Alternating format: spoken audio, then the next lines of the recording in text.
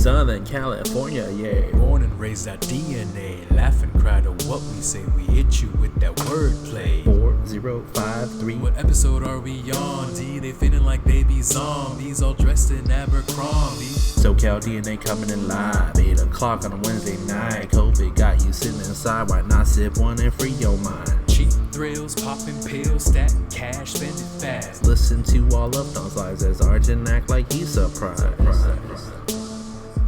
There we go. Coming in a little late this week. I had some stuff going on, so I apologize to all of our fans, all of our friends, all of the homies, and everyone from the mean streets of Mesa Court.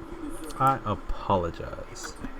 And we also apologize to all of our components out there, right? Mm-hmm. Especially the components. You know, we got to make sure that we keep them pleased. I feel that these are the most crucial times that we need to account for. And, you know, we'll make it work. We'll make it work. We'll make it work. We'll find another way to use components throughout the podcast in a more humorous fashion.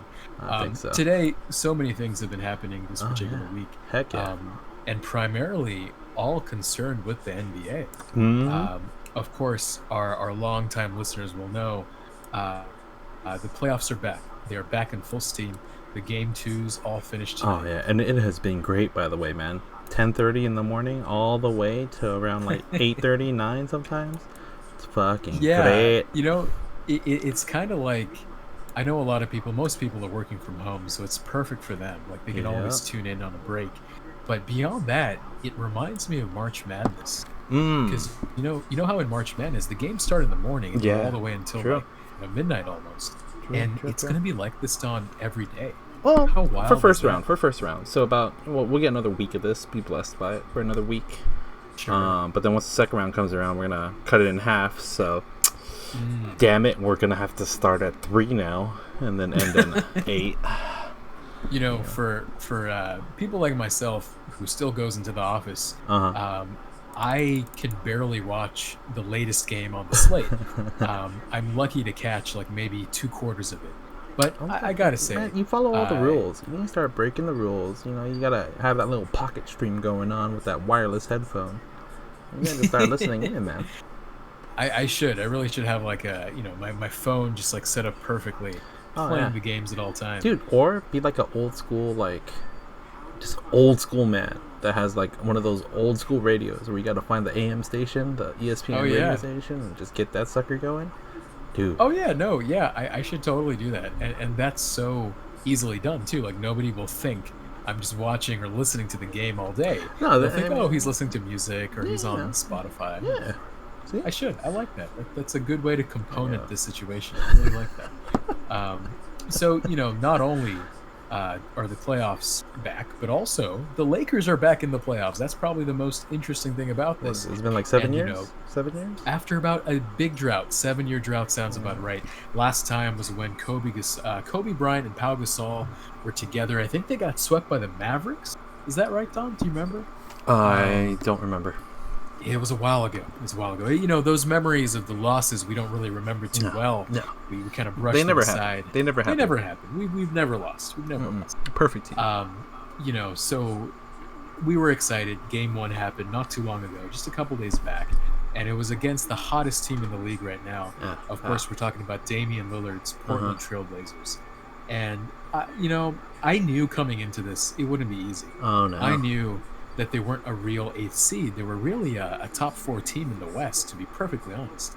But little did I know that we would lose the first game.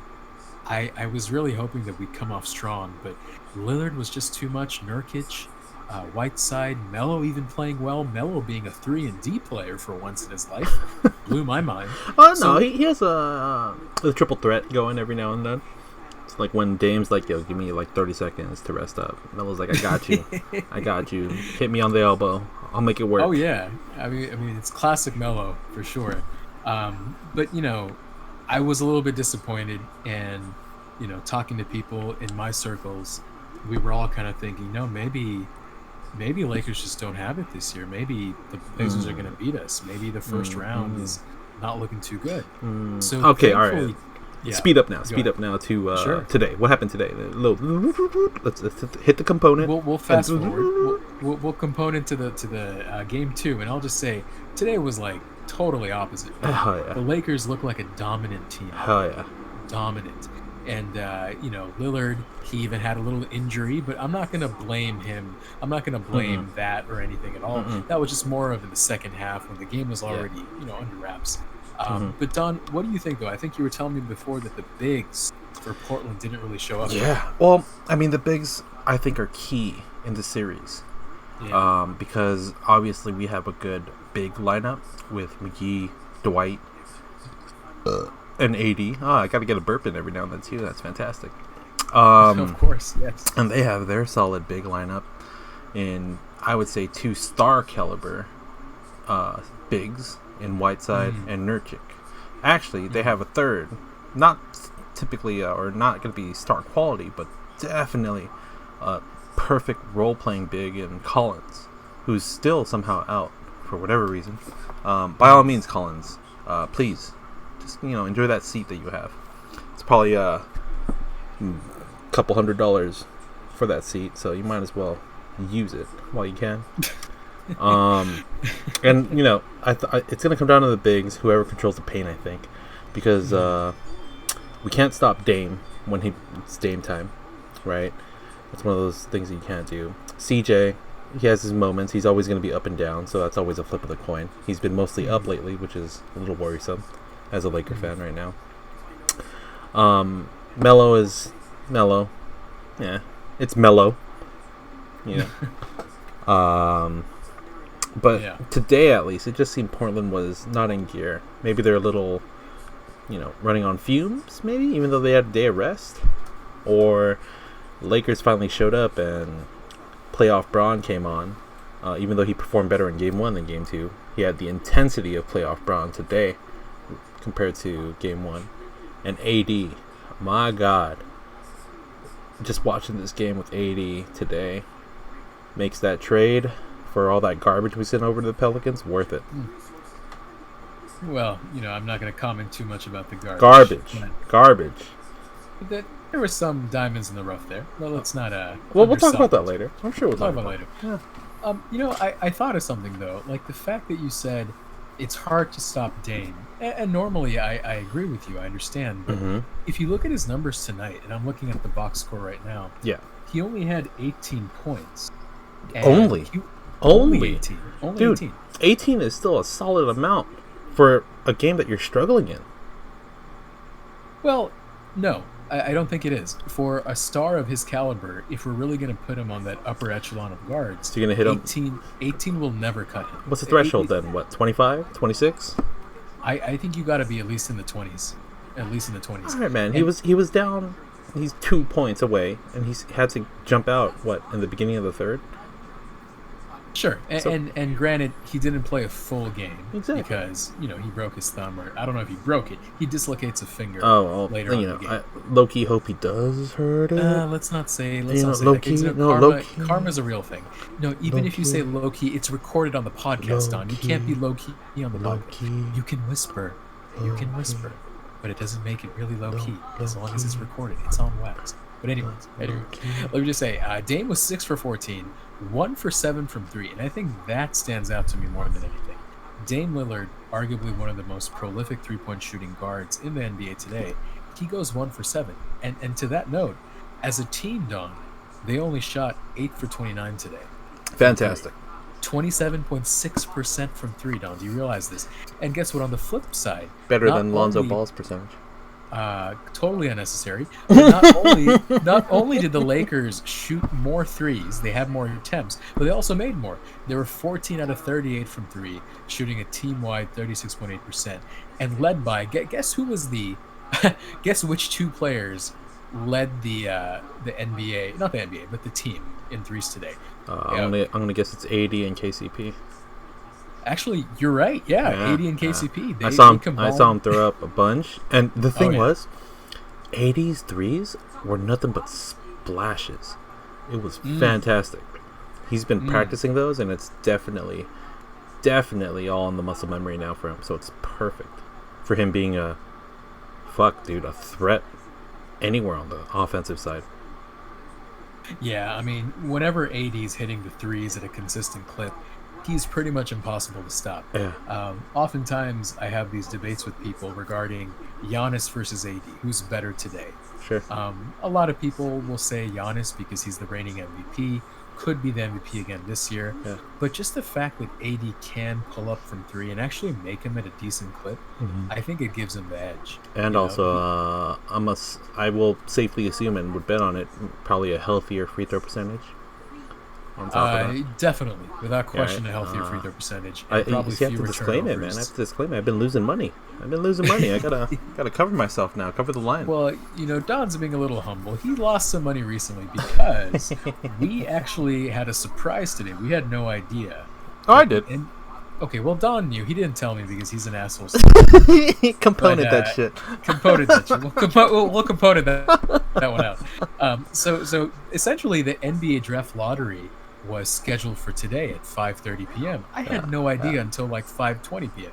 And so I And was immediately, like, hey. A goes on to say, "Bet." Yeah. So, ladies and gentlemen, those of you that know me well know I have a problem. I have a bit of a gambling addiction. I tend to throw money away at almost every opportunity, and typically, I have to say, I break even for the most part, counting everything. But with Dawn in particular, I seem to have the worst luck. I can never really win against him. At least prior to today, I never had.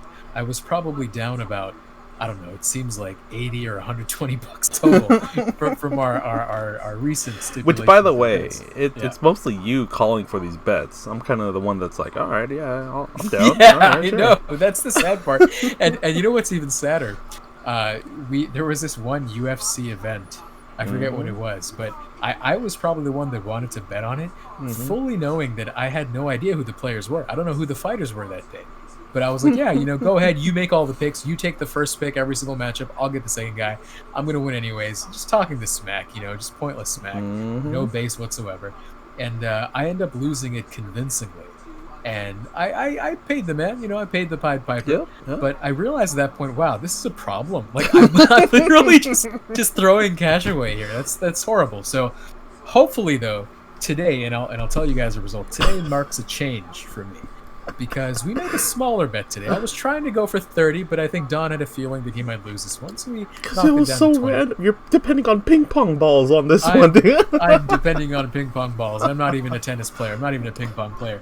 So this was the NBA draft lottery, which, as many people may not know, it's a lottery for the 14 worst teams in the NBA from the past regular season, and they have weighted percentages. So the three worst teams in the league, record-wise, they have equal percentage to get the number one overall pick. And it might be like 14% this year for each of them. And then it kind of scales down progressively all the way to number 14. And the way they present it on the live telecast, I believe they start with the 14th overall pick. They reveal who got it. Then they work their way up all the way to first. And the drama comes in whenever one of the names is out of order, because a team has jumped into the top 5. And I believe, Don, that happened twice, right? It happened earlier on, yeah. So it happened in two sandwiches. One around like 8, 9. No. I'd say like actually 9, 10, and then again at like 6, 7. Wow. It was I wish I could watch it live. I know Don did. And it was probably really exciting to see it happen live. We made a bet where we basically take the field of 14 and we pick one at a time, or later on 2 at a time, until we have 7 each. And it came down to the most highly probabilistic teams. Minus the Cavs. The Cavs dropped to 5. Cavs dropped to 5. That's true. That was very unfortunate for them. But as Don knows very well, I care very little about the Cleveland Cavaliers. I wasn't too thrilled when LeBron was drafted by them, because I knew suddenly for the next 2 decades I would have to pay attention to this team. But now that he's gone, now that he's no longer there in the Cleveland Cavaliers, I can safely say, move forward. I don't care about Colin Sexton. I don't care about all these guys, Darius Garland. They can stay out of the playoffs for as long as I can live. That's totally fine. Cavs hate aside, though, I was surprised by the result. I was actually hoping that we'd see maybe New York get the first overall pick. New York has been struggling so much, not really being able to cash in on any kind of lottery pick, trading away Porzingis, getting back almost nothing in return, nothing of value. I was hoping that they would get LaMelo Ball and build a franchise out of him. But instead, it seems like Minnesota Timberwolves have the number one pick, and they'll have first pick, basically. They might get Wiseman, they might get LaMelo Ball, they might get Anthony Edwards. Nobody knows yet. But I know Dawn is rooting for Golden State Warriors getting LaMelo. Isn't that right? I would love it if LaMelo went second. The thing is, we talked about it earlier too. All right, so the top three that you mentioned, Edwards is most likely going to go one. He is the, I would say, most complete NBA ready guard out of the pickings. There's obviously some growing up he's going to have to do, especially on the defensive side, but that growing up is nothing in comparison to what LaMelo Ball has to do. So I think Anthony Edwards will go first for Minnesota. As much as I want LaMelo to go to Golden State, when you mentioned that it'd probably be wise of them to get a big, the third player you mentioned, in Wiseman, is just that. The best guard in this year's pool. Or, sorry, guard. Did I say guard? Big. You did. Yeah, but it's okay. We big. can component that We'll out. component it out. Sorry, component. Yeah. Low key. So I think Golden State will pick up Wiseman, or they're going to flip it for, traded, some sort of trade deal. I don't know what LaMelo, Wiseman, or Edwards is worth right now, though, because I haven't fucking seen them play, given all this shit with COVID, man. Everything's shut down. I get the feeling that teams will be very conservative on the trading front this year, particularly because of the reasons you mentioned. There was no March Madness. Yeah. We didn't have a large sample size for any of these guys. Yeah. And so there's added risk to every single pick that you make. Yeah. And with that added risk, teams that may be trading for that pick may not be willing to part with too much talent. Compared to before, yeah. Yeah. So the way I look at it, if the Warriors want to make a splash, I think trading away the number 2 overall pick and maybe someone else. I know we were talking about Klay Thompson being part of that package, but to me, if you take away Klay from the Warriors, you no longer have the Warriors. You have Steph Curry, sure. He is the heart and soul of the team, but I always looked at them as a Splash Brothers. Yeah. Yeah, no, and I agree with you, man. I think, and you have to add in Draymond in there. He's not a splash brother, but he's definitely part of that core. The triple trifecta, single. right? Yeah. If I were Golden State, I'd try to flip it and just keep that core tight, ride it out, because their team with just those three will be solid for at least the next couple of years, so long as injuries don't continue to hinder them. You know what I'd do, though, honestly, and this may be a little controversial. So I would try to trade Draymond Green with that number 2 overall pick.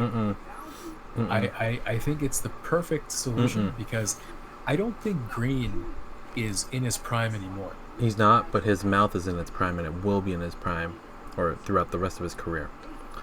That mouth but his mouth is not his moneymaker. It definitely is, dude.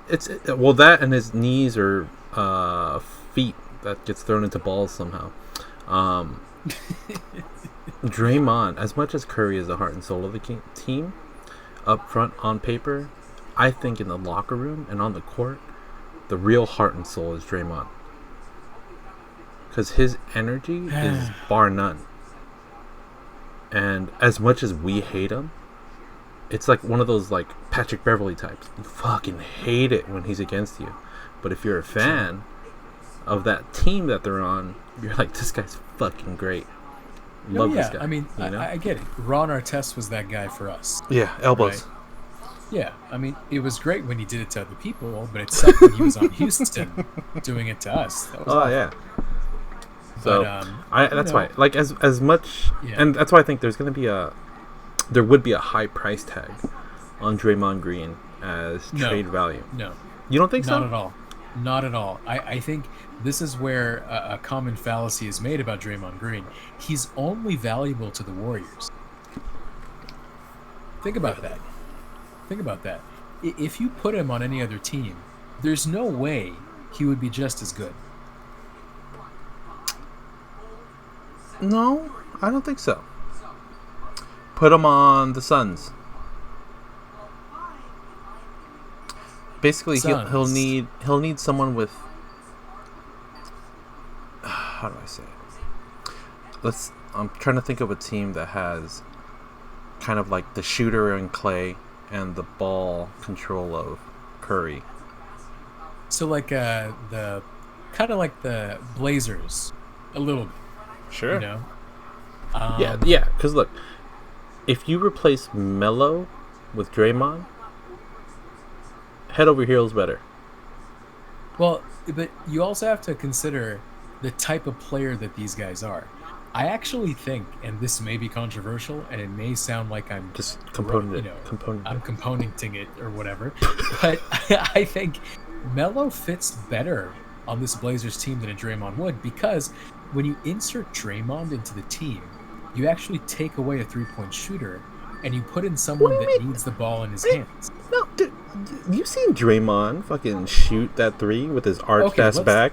Yeah. Let's look up Draymond Green's 3-point shooting percentage. All right, let's look it up. You know, let's just see what he's working with here. Okay, just Googling it. Google tells me he's a 31.9% shooter from three. Not bad. So very much below league average, right? And not only that, he doesn't take that many either, right? So if you look at his 3-point attempts, he only takes 3 per game. And Don, I think that might have been his career. His most recent percentage from this past season, 27.9%.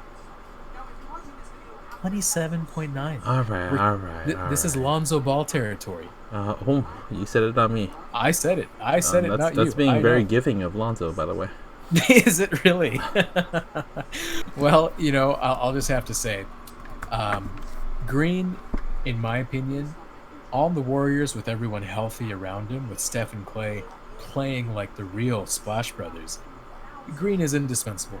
Okay. He is a perfect fit for that team. Okay. But I'm just kind of thinking long term here. If you have the ability to get a better piece, maybe a piece that can stay healthy, play good defense, and even hit some threes, why not? Why not switch it up a little bit? So the question becomes, who would you package Draymond Green and the number 2 overall pick this year for? And one name that comes to mind is Chris Middleton. And I say that because Chris Middleton, believe it or not, he's a bit of a do-it-all player. He came into the league primarily as a 3-and-D guy, right? Mm-hmm. We all kind of respected him for being a good 3-point shooter. He would get steals as well. Not too flashy with the numbers, but he was consistent for the most part. As the years went on, and especially in tandem with Giannis, and especially when Giannis would take a game off, who would be the main playmaker? Who would be the guy being the hero for their team? Sure. Chris Middleton, dropping 25 plus a night, you know, getting dimes, getting rebounds, steals, threes, everything. And I think on a team like the Warriors that are so high-octane, pass-friendly, they could use a nice perimeter defender. They no longer have KD, right? And before KD, they used to have a guy called Harrison Barnes. And now only God knows where he plays. He could be on the Kings, could be on, you know, Memphis. I don't even know where he's at right now. But I think Chris Middleton fits in the middle. Okay. He's somewhere between a Harrison Barnes and a Kevin Durant. Probably closer to the Harrison Barnes. What makes this difficult, man? Yeah. He's getting paid $33 next year. And how much is Draymond getting paid? Let's see. Draymond Green. Maybe not 33, but let's say... I think 25, no? I thought it was like 25, maybe? It's probably not even. 20s. Fuck, 18. Oh, well, he's actually a free agent. No, contract extension, sorry.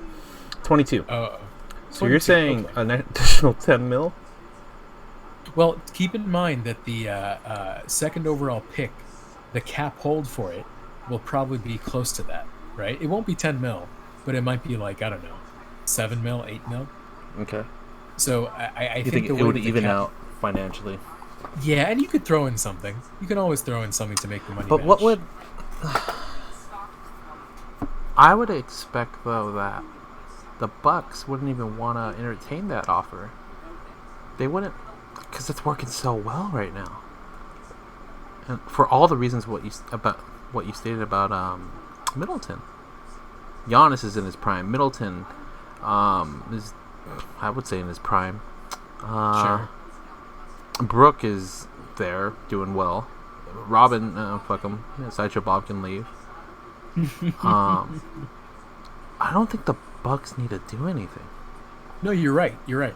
And that's where my trade idea completely falls apart.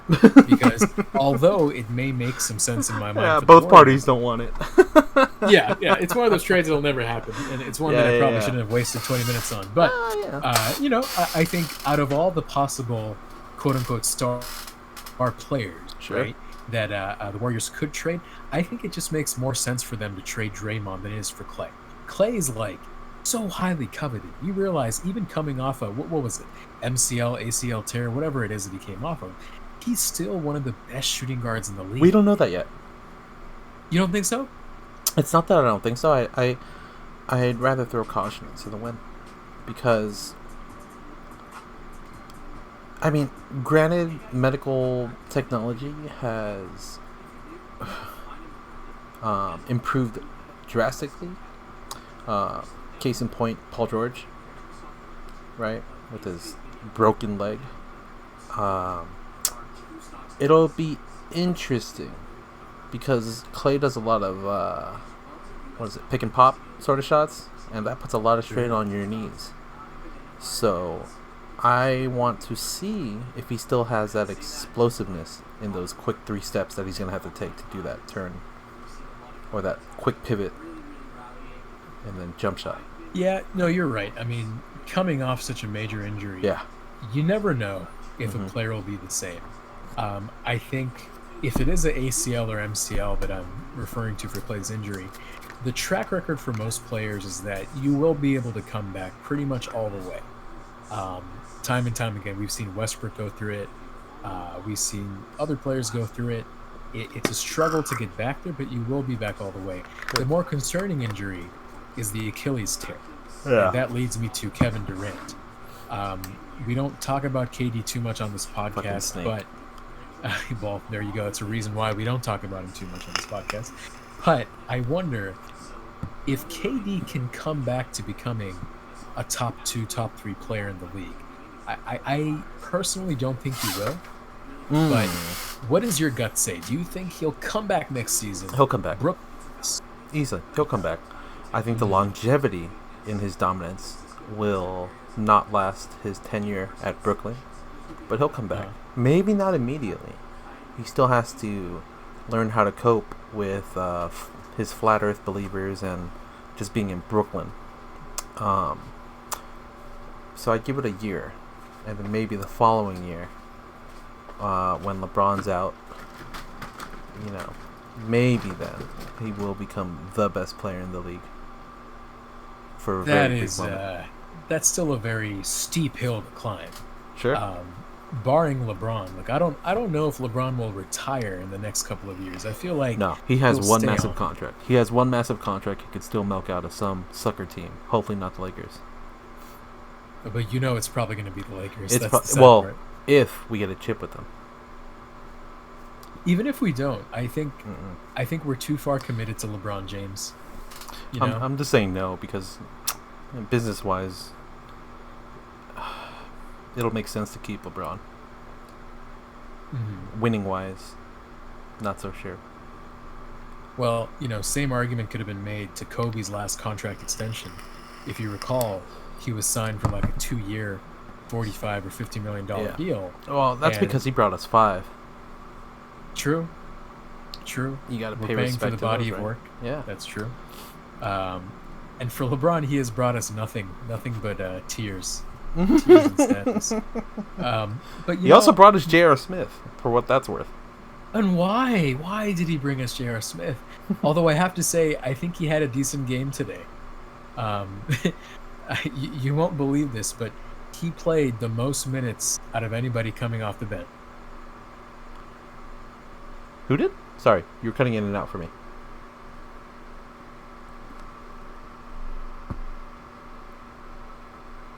You still there? So I may be facing some technical difficulties here. Though I am unsure of what is going on here. What's going on? What happened? Oh, I couldn't hear you, man. Oh, well, I'm sorry. I think sometimes I get choked up when I talk about LeBron James, Oh. because he tends to choke at times as well. I choke a little bit. Let me know if it's clearer now. No, you're definitely clear. I had like a minute where I was just trying to think of, hey, am I gonna pause it and we're gonna have to do like part 1, part 2? I was like, and in my drunken state, I'm all worried here. Like, fuck, what do I? What do I do? I want to sleep soon. I don't want to start again so much. And we'll have to see how that turns out in the actual recording. I never know. Yeah, I never know that what the was Skype odd. That was versus the odd. recording. That was odd. But anyways, I'll just have to say, LeBron, as hyped as he was today, as focused, laser focused as he was, his game wasn't that great. Well, you missed it in the first quarter. Oh, what happened then? He was getting very, very frustrated. Main reason is he wasn't getting some of the calls that should have been his. Granted, there are times where he kind of sells it. You know, what's the right word? Not fakes, not components. What's the one where you kind of like fade it? Flails? Like he not flails. I don't know what you mean. What's the word? Flop. There you go. He's definitely, sells it. Yeah. So I like how you look for the other word and you go back to sells it. Yeah, well, because flops. Because flop is when it's actually either way. I got you. Go ahead. He'll component it, and then what happens is the reps kind of get used to it and component it themselves. Sure. So I think it was getting to him because he was actually getting hit pretty hard, and the reps weren't calling it. So he was visually frustrated. There's many different components of his game, and all of them weren't really working out today. Like he only had probably a playoff low 10 points, 6 turnovers, 0 threes, 4 of 11 shooting. Just a really overall un-LeBron type of game. This is more of a typical Lonzo Ball game. I don't even know about typical, man. What playoffs? Lonzo Ball playoffs? I don't think that's even possible. When did that happen? Well, when 2K comes out, he'll make playoffs a lot. All right. He'll make playoffs every year. We'll see. Hey, has the PS5 been released yet? I don't think so, right? I think they're waiting until like the November timeline, probably. Got it. No, I mean like the pre-order and all that. But okay, sorry about that. Oh, no, we'll discuss that later. But no, I don't think so. At least not for the PS5 next gen console. But no, I think the story of the game, hero of the game, was AD. He really turned it up a notch. I think he listened to all the haters, all the doubters out there, and he decided to say, you know what? I am the best big man in the game, bar none. And I'm going to step up and show the world that I can drop 30 and 10 with 3 threes and just dominate from start to finish. And that's exactly what he did.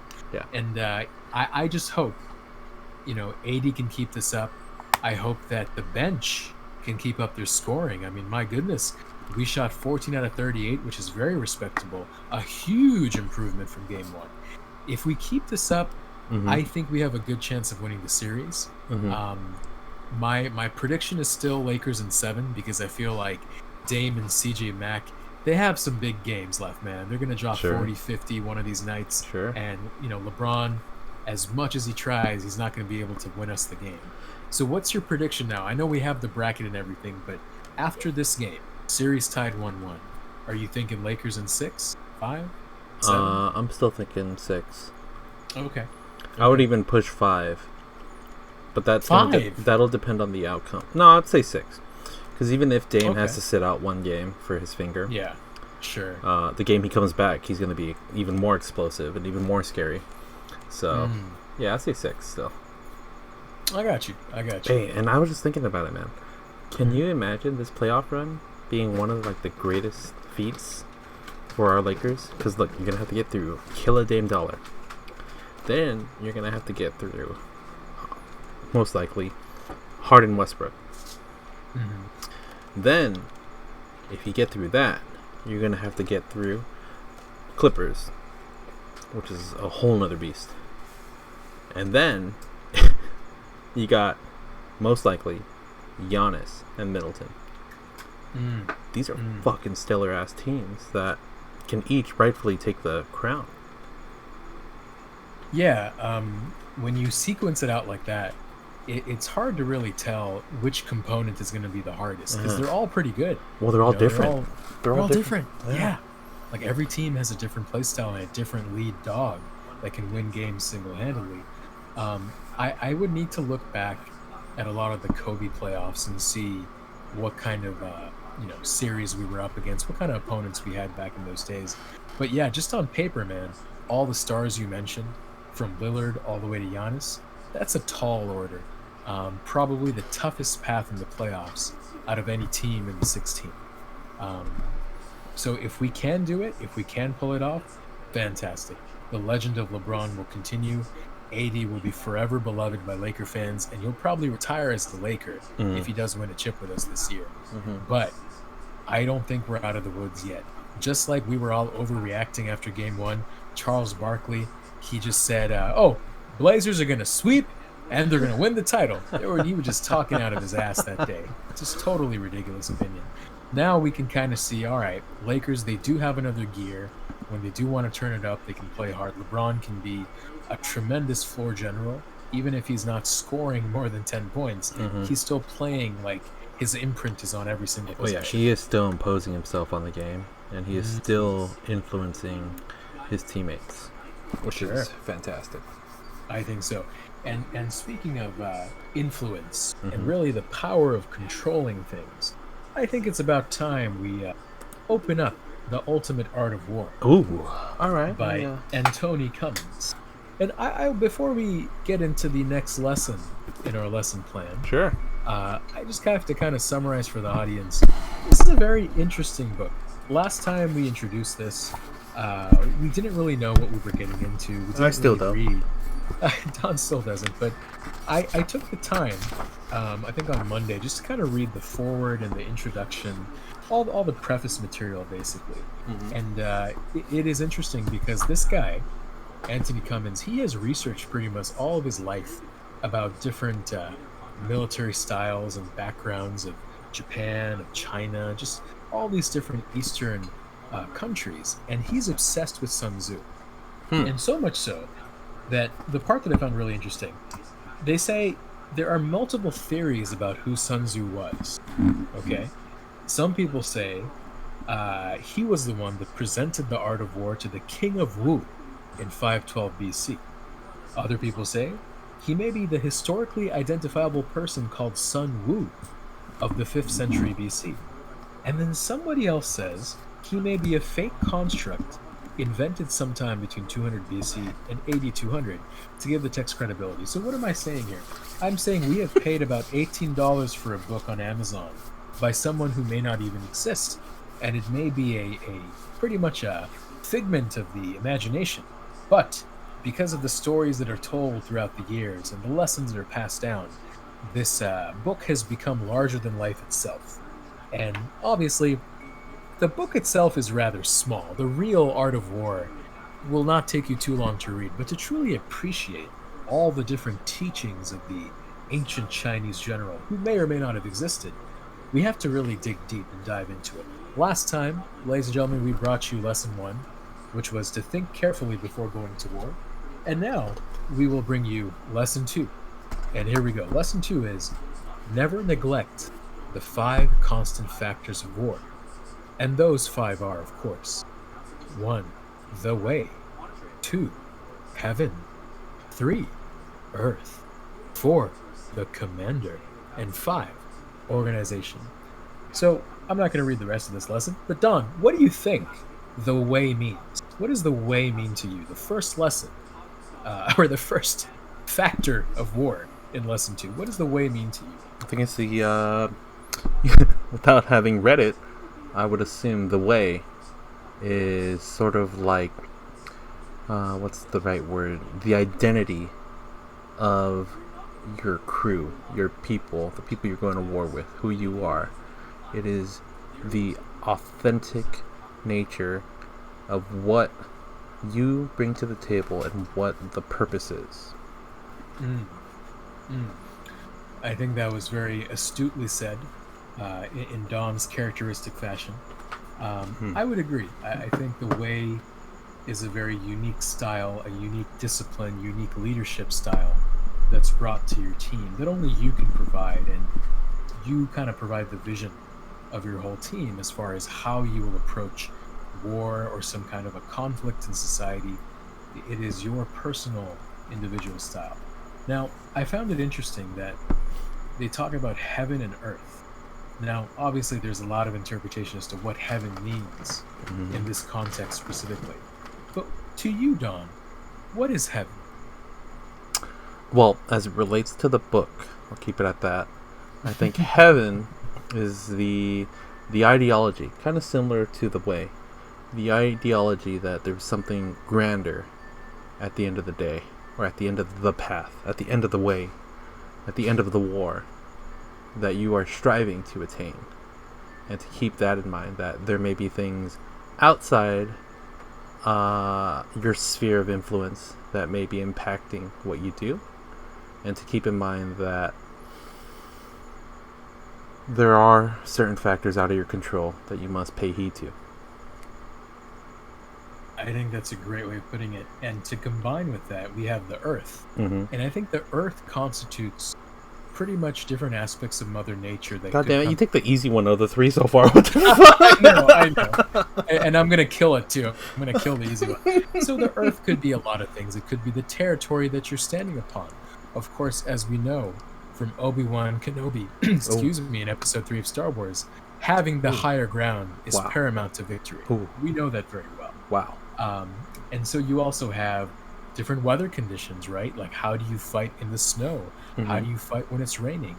How do you get camouflage? How do you, blend in with your surroundings? So Earth pretty much encapsulates using the environment around you to your benefit. Wow. So it's a good one. It's definitely good. Wow. Now, what does the commander mean to you, Don? I would argue the commander can mean two things, depending on who you are during the war. Sure. It could be the commander yourself, so you have to be mindful that your responsibility not only lies to what the purpose of this whole mission is, but to those that you lead. You have that responsibility to provide the way or the direction, and to provide the knowledge of the heaven and earth that influence all the factors that, or rather the influence the decision making needed to carry out whatever is going on.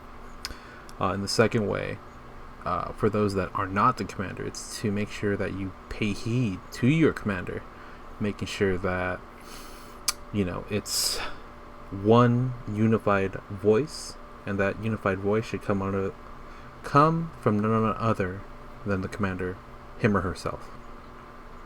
I think, especially in fighting, for example, or in boxing, it's very key for fighters to have only one voice in their head whenever they're entering those championship rounds, because you don't want to have any confusion as to what you're doing, what action you're going to take.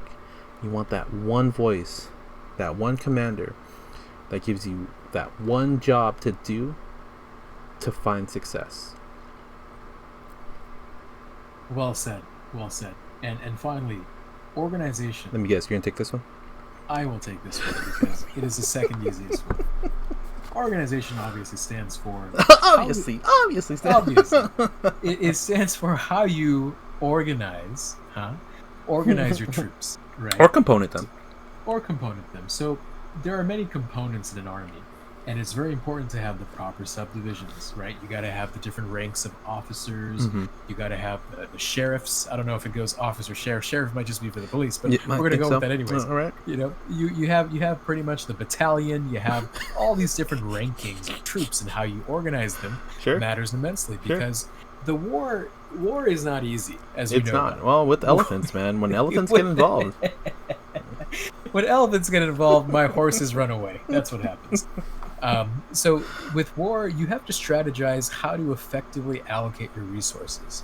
And you can't just have everyone be frontline infantry. Some people have to be. And Don would argue most people should be. Yeah. But I would say you need archers. You need people who are going to, hold down the fort. If there's a siege coming, you got to make sure you have people throwing down buckets of hot oil and whatever else people do during a siege. You have to have people, doing other things like scouting. You have to send people out and see, when are the troops coming? Are they a few miles away? Are they hundreds of yards away? How do we prepare for that? So there's roles for everybody in your army. And the organization is critical because you always have to keep in mind what your role is. Stay in your lane, as LeVar Ball likes to say. Stay in your lane. It's very important. Now, of course, we have given you our interpretation of what these 5 factors, these 5 constant factors of war mean. But in the ensuing lessons, we'll actually go through each of these factors. Oh, because shit. yes, Fantastic. yes, this book really goes in depth, and we will talk about what the way really means next time. I'll have to say this though, I think I'm developing a greater appreciation for the strategy involved when it comes to going to war. I'll be honest here. I'm gonna take this on a personal level. I'm not a veteran. Okay, I'm not a soldier. You're not? I'm not. This may come as a surprise. Oh, I may talk like I am. I may talk like I've seen some things in my life. But the fact you've of the definitely matter seen is, some things in your life. I've seen some things. Some stuff and things, some components, if you will. But ultimately, I have not seen the bloody, raw poetry that is war. Wow. And I hope I never do. But wow. Even when I haven't seen it and experienced it live in person, I do know that war is nothing to be trifled with. It is something that you really have to plan thoroughly. Sure. Why? First and foremost, lives are on the line. You are literally using human lives to fight this war. And Absolutely. every time people die, it's on you. If you're the general, if you're the commander, if somebody from your troop dies, you're responsible for that. You have sacrificed your man, and you better make sure it's not in vain. And, looking back, there's always these big-time war movies, right? Like Saving Private Ryan. Great movie. I haven't seen it. There was Dunkirk with Christopher Nolan. Yep. Hangover 1, 2, 3. Hangover 1, 2, and 3. Oceans Director's 11, 12, Oceans 13. 11. How to Train Your Pet Dragon. Yep. 1 and 2. Fast and Furious. Not so much. We all know the battles between Paul Walker and Vin Diesel. Ooh, his time. R.I.P. R.I.P. Paul Walker. But I guess what I'm saying is, I never really appreciated war, in the sense that I never respected it. I always thought, why do you have to sacrifice all these lives? But I think after reading at least 4 pages of this book, I have to say that I'm beginning to appreciate the amount of thought and mental energy and preparation and planning that goes into fighting a war. Yeah, and absolutely, man. Go ahead, Doug. Go ahead. No, absolutely, and I think you shouldn't be ashamed of it. You just haven't been exposed to it, right? Yeah. But war can mean so many different things to people. We fight daily wars, mini battles throughout our day, and they could be considered war. It's just how you handle the situation, I think, is going to component the severity of it. I have really good friends of mine that are actually combat vets that are fantastic people, and I could, at least looking at just the first 2 lessons, understand why there is a military way of approaching things. Very detailed approach and a very well thought out, planned sort of approach to everything they do. And I think it's very key to success in life. Similar to how setting up a schedule in our own simple civilian lives can be key to success in the long run.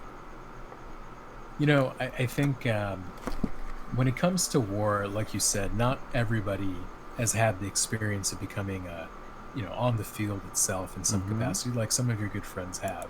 And of course, salute to them for risking their necks, protecting our country. That goes without being said. And I think what Don was getting at is very key to all this. One of the reasons why we chose this book is not because we're trying to become better Chinese generals. That should have sailed for both of us. Wait, what? Did we? We're not. I thought we're not. No. Oh, fuck. I know that was a goal. That was a life goal that both of us had. But it's too late for us to become. Dude. No, man. It's never too late, dude. China's gonna rule the world in our lifetimes. Well, I'll just have to say, you and LeBron James are saying the right things. You two both are saying all the right Yo, things. Nike, I'm right here, man. Give us that sponsorship. You could just sponsor the D. Sponsor the D. It's all right. Sponsor the D. Adidas will go with Adidas will go with me probably. Or I won't even get Adidas. I'll get like Shaq's old brand No, from you the. get Shaq. No, I was gonna say like you get like Jumpman. Crocs. You get Crocs. I'll get Crocs. Like who wears Crocs to play ball? Origin does. Origin plays ball. He's like, yeah, that strap really helps. Keeps that Achilles. Keeps that Achilles right there. That'll be my slogan. Always stay strapped. And it zips into my feet. Zips into my feet. It's like as you put it in, right? As you put it in. There you go. There you go. Oh shit! And Safety they picked the first. day. They picked the day where it's like the ashiest that you could be. Oh man, yeah. I'm out of lotion that day for sure. It's just awful, just awful. We actually have to give up shoes for that one, but we don't even sell shoes. We have to give them away for free. But no, I think Don's absolutely right. It's all about how you apply these things to your day to day. Sure, And sure. for some of us, it could be in the workplace. For other people, it could be in the political realm. It could be the political warfare that goes on all the time. I think so, man. And you want to know where I think it's going on? Or someone that's a strong kind of supporter of these premises that we're touching on? Who would that be? None other than your boy, Russ. So, I brought it up to Arjun earlier today, about an hour ago. He throws surprises my way. I like to throw a couple his way, but I at least have the forethought of giving them a little bit of context every now and then. Whereas I tend to get blindsided from time to time with these. Yeah, like so, Don. What do you think of anti-vaccine? Sir. With your communist ways, what do you think of water? Wait, what? I set up Don with so many like leading questions. Like it's just horrible. It's really bad. But go ahead. Geez. Go ahead. But Russ is a hip hop artist / rapper. I don't know what he kind of identifies as right now, but to me, he's a very talented artist who I'm sure still has a very large say, if not 100% say in his production of music. And luckily, I was perusing YouTube after our Lakers began stomping the Blazers today, that I noticed Russ premiered a song about 20 minutes ago our time. So I thought we'd take a quick listen in it and kind of, see what it's all about. What do you say about that? I think that is a fantastic idea. So now, is the song we're referring to the Aw? Russ? Okay. It's a solid 2:38. Okay, so let's do it this way. I think. That bass. Ooh. Oh, you're already starting. Oh no! I just loaded it up and that bass hit me. Yeah, I heard that too. So here's what we'll do. We will cue this up together, and whenever you're ready, let me know like a 3, 2, 1 play, and then we'll press play. I think what we'll do is once you hit 20 seconds, we pause it at 20 seconds. How about that? Pause at 20? Sure. Let's do that. And as a quick little citation, we're looking at Russ's YouTube today on August 20th, 9/22, premiered at 9. The song is called and let's go ahead and get into it. 3, 2, 1, go.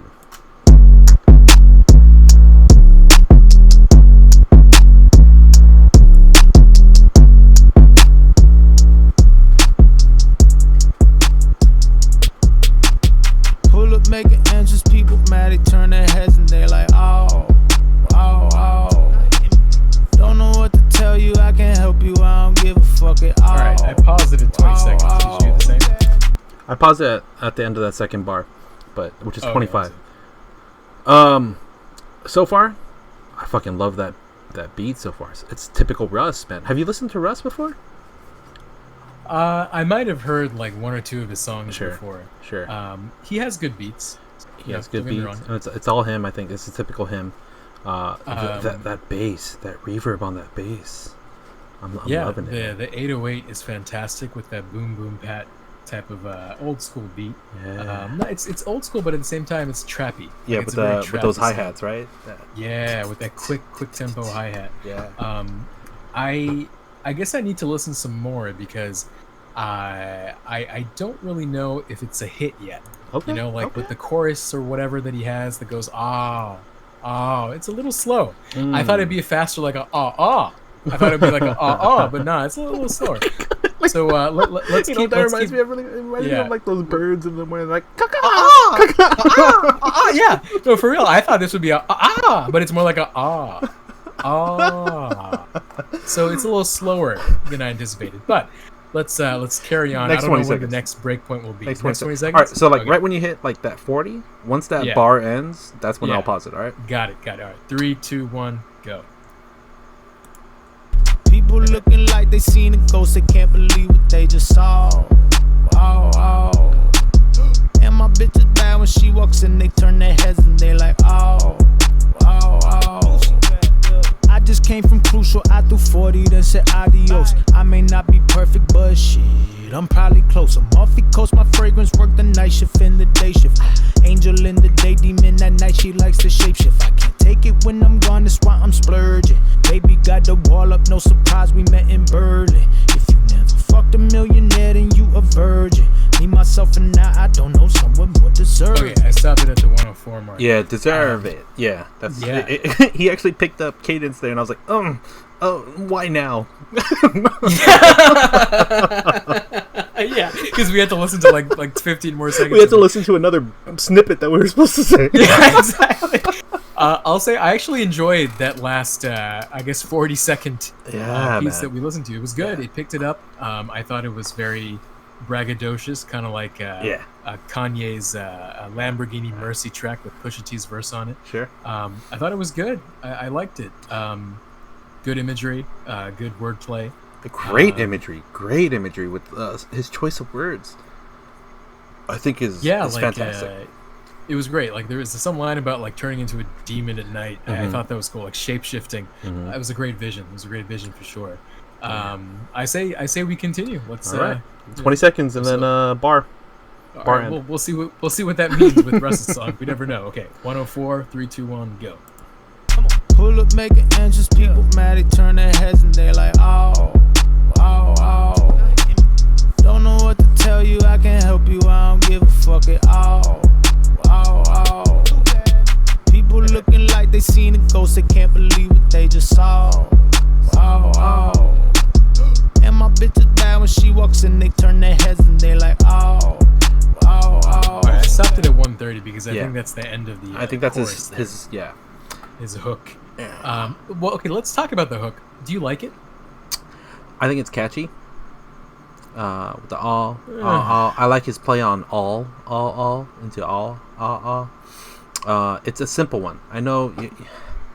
Sometimes, man, Arjun, you just need the simple. No, don't do that. Don't do that. I know what you're doing. Don't do that. Oh yeah, you're stuck in the 90s. Everything can't be lyrical. Everything can't be Nas. What do you mean lyrical? This is definitely lyrical.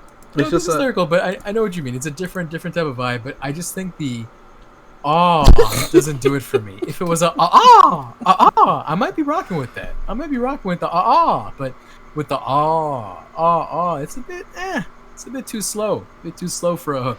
Really? All right. So when you say that, let's stay on that really quick. Yeah. When Kendrick released "Humble," yeah, his chorus was slow. But why did we all enjoy it? No, let me tell you this much though. Let's quickly go to Humble's chorus because I can't for the life of me remember exactly how the chorus went. Humble, Kendrick. Let's see. Let me know what Yeah, it's on. Okay, I have it playing now, but I'm trying to figure out. By the way, when the fucking music video released for this, that shit was great for Humble. Oh yeah. Yeah, I'm trying to like skip to it. Let's see. Oh, I get it. It's like, what is it like? Bitch, be humble. Yeah. Sit down. Be humble. See, that's not really a slow chorus. It's very. It worked for the song because it's like very commanding. It's very raw, very aggressive, like deliberate. Like, hey, be humble. Like I'm directing you. Russ is just like going, oh. Yeah, he's saying like everyone is looking at everything I got and is going you know. That's the same I get approach. it, and to be honest, like a better comparison would be the song "Yeah" by Kendrick Lamar from that same damn album. If you remember "Yeah," it's like "Yeah, yeah, yeah, da da da da da da, yeah. He kind of had that kind of melodic, slow roll kind of track to it. I'm typically not a fan of those. Like, just in general, I'm because typically not a fan of it those. ain't 90s enough, right? Oh, okay, there you go. Like that. No, I just no. Don't get me wrong. Like, I'm analyzing this song from Russ. I like the verses. I think the beat is solid. The chorus hasn't grown on me yet, but maybe it's growing on you. Yeah. But to that end, let's start from the 130 mark and see where that takes us to 150 and beyond. Got 3, it. 2, 1, let's go. Fuck you think this was? You might see me in this club, faded off the goose, not shooters, cause then we'd be sitting ducks. Really though, I like to be at the house, getting rich as fuck. Slouch when you talk thousands, bring up millions, then I'm sitting up, moving back, cause you doing bad. I ain't cool with that. Couple in my crew, Atlanta Brave with the St. Louis hat. Who is that? Doing the impossible, young Neo. Who is that? Me, myself, and I, that's the trio. We gon' pull up, making engines. People mad, they turn their heads and they like, oh. Alright, I stopped it at 2. I wasn't ready to listen to his chorus again. I'll say, here's the thing about Russ, man. Who is this guy? Oh, geez. Because no, I say that because here he is talking about, oh, you talking about thousands? Don't come with that shit. When you talk about millions, let me know. Yeah. You know what? I barely know who you are, and already you're putting me off. Well, Russ is sort of the not prototypical. He is the component of hip hop that stands for remaining. What's the word? I'm blanking on it. What's independent? Okay. Right. Okay. I think he actually signed with I believe Columbia, but after he made it. No. Like fairly recently, right? No, I got you. No, like if your point is Russ should be respected and appreciated because he does everything by himself, I agree. I think it takes talent. Not so much that. Like even with that, just his artistic style is him. I can't think unique. Like it's not unique. Who else has this style? What? No. Let me flip it to you this way. What is Russ doing that makes him stand apart from anybody else? He rocks a man bun, dude. Yeah. Again, who is this guy? Who is this guy? Yeah, I get it. Okay, so you're nothing too prolific in his. No, like don't get me wrong. I think there's a lot of people out there that can rap. Russ can rap. I'm not saying that he can't. Sure. It's just, what does he bring to the table that it can't get from anybody else? To that, I don't have an answer. Maybe I haven't listened to enough of his music, but I think, like, just scrolling down in the comments, obviously the only people that would listen to his premiere video are all Russ stans. And the first guy, I'm not going to say the name, but it says, I'm going to make sure my kids grow up listening to Russ. All right. Yeah, well, they're diehards. They're diehards. That's fine. That's a diehard. I still feel Russ is underrated. He's better than 90% of nowadays rappers. Well, if you talk about maybe lyricism, maybe I can understand, because some of his bars were great. And then some other guys like, so excited for this. Russ doesn't do bad music. Prove me wrong. I mean, it's not bad. He has a point there. It ain't bad. It ain't bad. But it's just, I don't really see how he deserves our attention.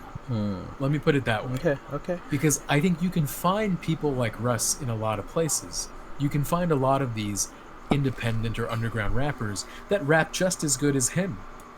Maybe they don't have the same kind of recognition for whatever reason, but they rap similar. They bring something similar to the table. So am I hating on Russ? Yes. I am, yes.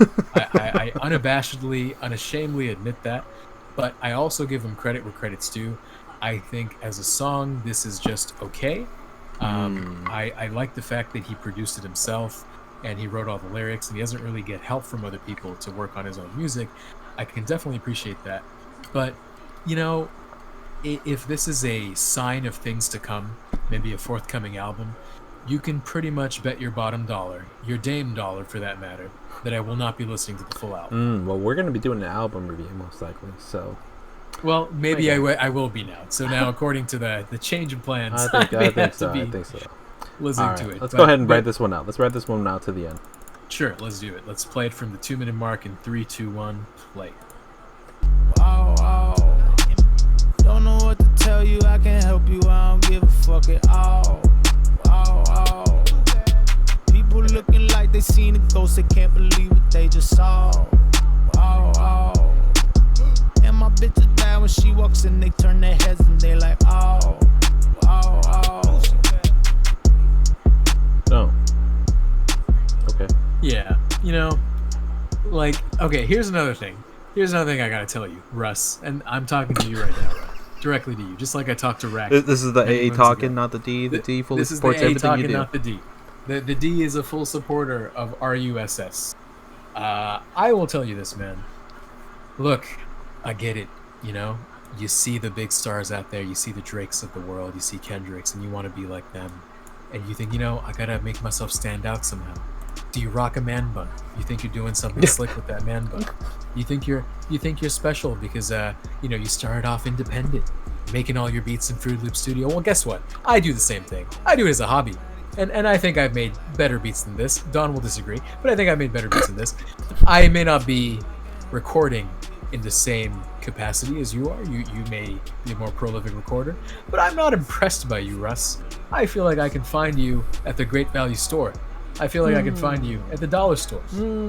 You are the dollar menu version of a real good rapper, a rapper that I should pay attention to. And I'll add this as well. If you only have 2 minutes 37 seconds for your song, why do you have the chorus going like 6 times? Like, it's not even a great chorus, number one, Russ. I hope you realize that. To both start with it, finish with it, and interpolate it like 4 or 5 times within the song shows me that you're actually not that good of a lyricist. You can't think of enough bars. If this was Pusha T, if this was Kendrick, they'd be going off for like no chorus at all, bar after bar after bar, a full verse with tons of content in there, tons of lyricism. So Russ, if this is your premiere, I am disappointed, and you might as well shut down shop right now. You might as well, sign another contract with the Great Value store, 99-cent store, renege the contract with Columbia, because they're not going to get any quality product from you. Sell your albums out of your trunk at the parking lot of the dollar store. I know it very well. It's on Bristol over here in Santa Ana. I'll see you over there. Maybe I'll throw you $1 if I feel generous.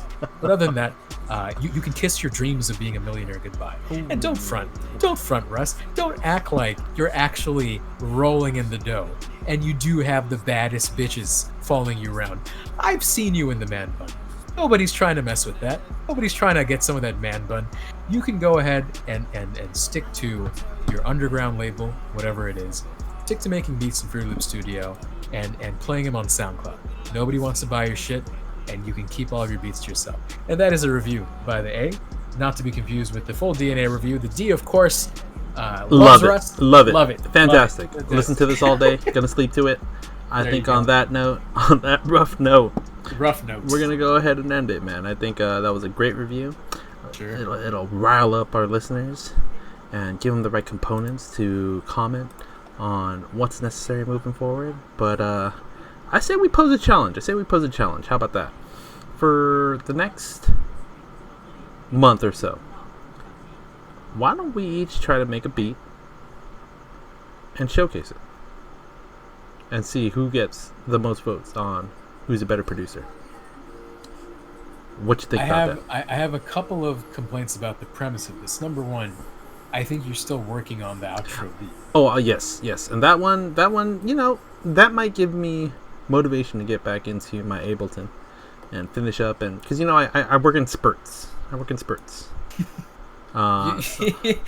Spurts that are very, very spread apart. But when they hit. Oh, they hit. Yeah, they're big time. Titanium steel. I hear you. No, we will discuss that. We will definitely do something. You on know the what? audio I'm gonna tip. go It's ahead been and a do it. while. I'm gonna put it up. I'm gonna say maybe a couple weeks after I move to the new spot. Give me 2 weeks. 2 weeks after I move into the new spot, there will be something I will premiere. A beat, if you will. Wow. All right. Well, you've heard it here first, ladies and gentlemen.